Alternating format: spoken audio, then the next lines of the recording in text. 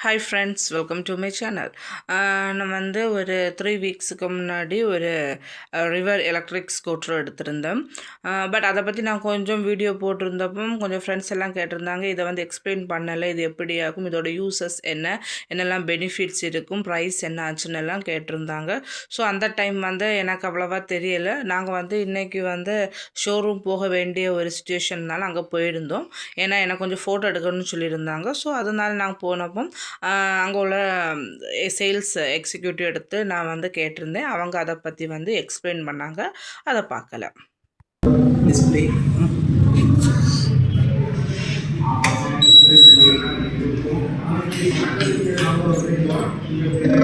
இது வந்து new version Gen 2.5 ஓகேங்களா. இதே அந்த எக்கோ மோட்ல பார்த்தீங்கன்னா வந்து வெஹிக்கிளோட அந்த அப்ரூவல் ரேஞ்ச் பார்த்தீங்கன்னா 130 கிலோமீட்டர்ஸ் வருது.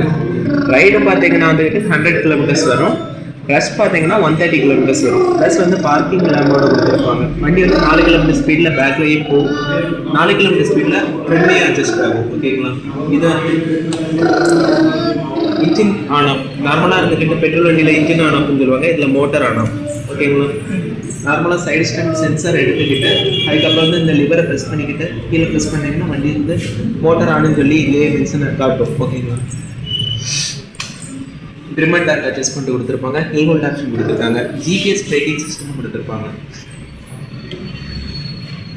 வண்டி மூவ் பண்ணி தரலாமா?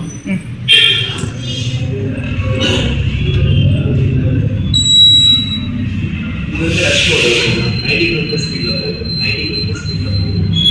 ஸ்பீட் பார்த்தீங்கன்னா நார்மலாக வந்து அதோட ரேட் பார்த்தீங்கன்னா 80, ஸ்டார்டிங் ரேட் பார்த்தீங்கன்னா 70 கிலோமீட்டர் ஸ்பீடில் டிரைவ் ஆகும். பார்க்கிங் கனெக்ஷன் 4 கிலோமீட்டர் ஸ்பீடில் கூட ஒரு 1 டே ப்ரெஸ் பண்ணிங்கன்னா 4 கிலோமீட்டர் ஸ்பீடில் இது கட் ஆஃப். நார்மலாக இருக்கிற மோட் ஆன் ஆஃப் பட்டன்லேயே நம்ம வந்து கட் ஆஃப் பண்ணிக்கலாம். 5 ஹவர்ஸ் நீங்கள் சார்ஜர் போட்டிங்கன்னா 130 கிலோமீட்டர் டிரைவ் ஆகும். நார்மலாக இருந்துக்கிட்டு அந்த 5 ஹவர்ஸ் கழிஞ்சோன்னா மேலே வந்துக்கிட்டு கரண்ட் சர்க்குலேஷன் ஸ்டாப் ஆயிரும், ஆட்டோமேட்டிக்காக display cut off. CBS braking system கொடுத்துருக்காங்க. நீங்கள் ஃப்ரண்ட் பிடிச்சிங்கன்னா பேக் பிரேக்கும் ப்ளே ஆகும். என்னெல்லாம் கலர் அவைலபிளாக இருக்குது? கலர் வரும், red, white, grey, blue, yellow, இப்படி 5 கலர்ஸ் வந்து அவைலபிளாக இருக்கும். எந்த கலர்னாலும் நம்ம இது பண்ணிக்கலாம். டபுள் டுவெல் ஹெட்லாம்பில் கொடுத்துருப்பாங்க. டிசியில் ஒன்று டைரக்ட் கனெக்ஷனில் எரியும், இன்னொன்று பார்த்தீங்கன்னா டைனமோ கனெக்ஷன் சொல்லுவாங்க. வண்டியோட ரன்னிங் வந்து ஹீட் அப்செட் பண்ணி வச்சு அது மூலமாக வந்துக்கிட்டு லைட்டிங் கனெக்ஷன் இதாகும். இதில் பேட்டரி வந்துட்டு என்ன பேட்டரி கொடுத்துருக்காங்கன்னா குவாலிட்டியான பேட்டரி தான். லித்தியம் பேட்டரியில் கொடுத்துருப்பாங்க. 4 கிலோவாட் பேட்டரி அட்டாச்சில் கொடுத்துருப்பாங்க. வீல் அலாய் வந்துக்கிட்டு மற்ற வண்டியோட கம்பேர் பண்ணும்போது வந்து 14 இன்ச் அலாய் வீல் கொடுத்துருப்பாங்க. நார்மலாக இருந்துக்கிட்டு ஹில்ஸ் ஏறக்கூடிய வண்டின்னு சொல்லுவாங்க. மலை ஏறும்போது இருந்துக்கிட்டு பெயின் அட்ஜஸ்ட்மெண்ட் பண்ணி சஸ்பென்ஷன் நல்லா இருக்கணும்னு சொல்லிட்டு இந்த மாதிரி டயர் இது கொடுத்துருக்காங்க 14 இன்ச். ஸ்பேஸ் பார்த்தீங்கன்னா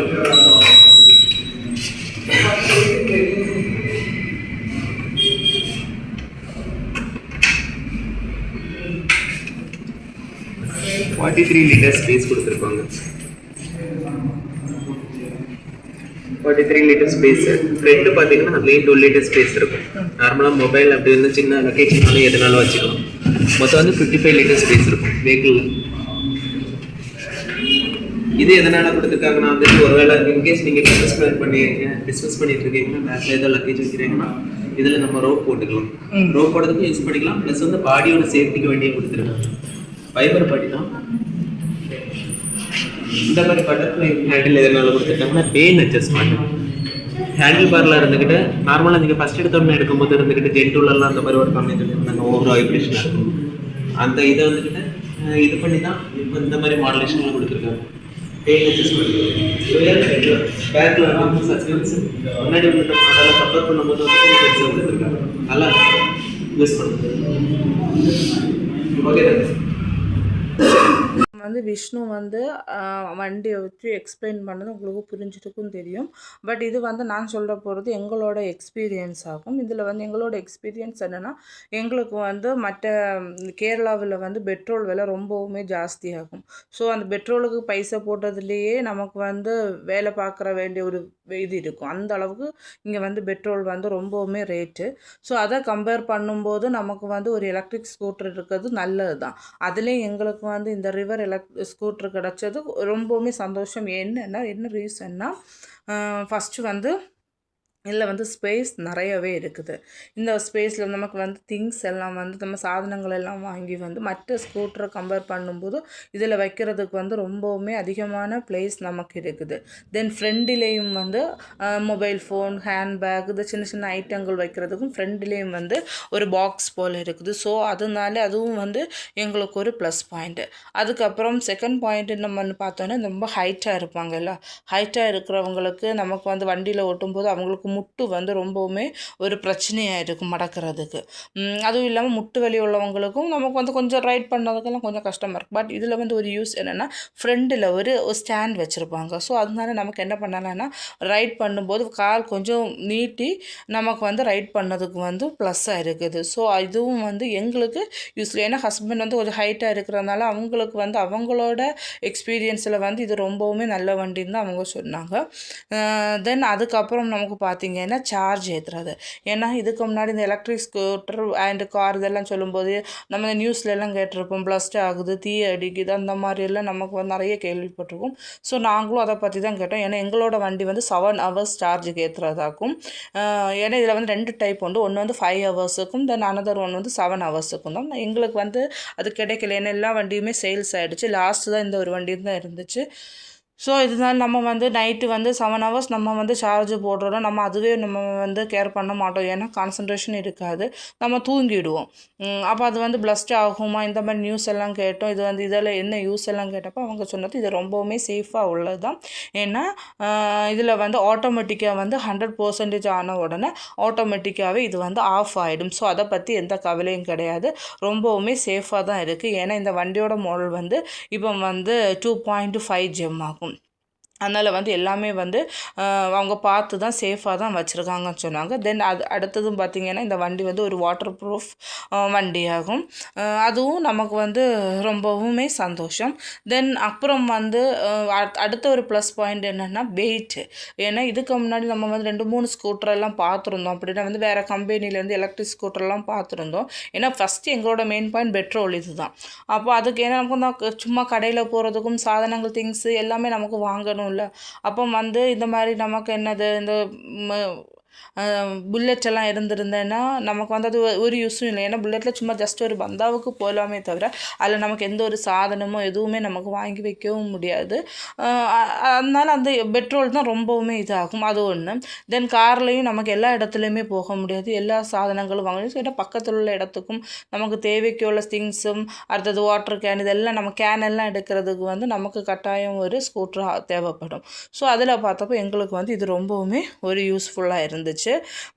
அதுவும் இல்லாமல் இது வந்து ஆட்டோமேட்டிக்காகவே வந்து என்ன சார்ஜ் வந்து ஆஃப் ஆகும். அதனாலே எங்களுக்கு வந்து ரொம்ப ஹாப்பி. தென் அடுத்த வெயிட்டு.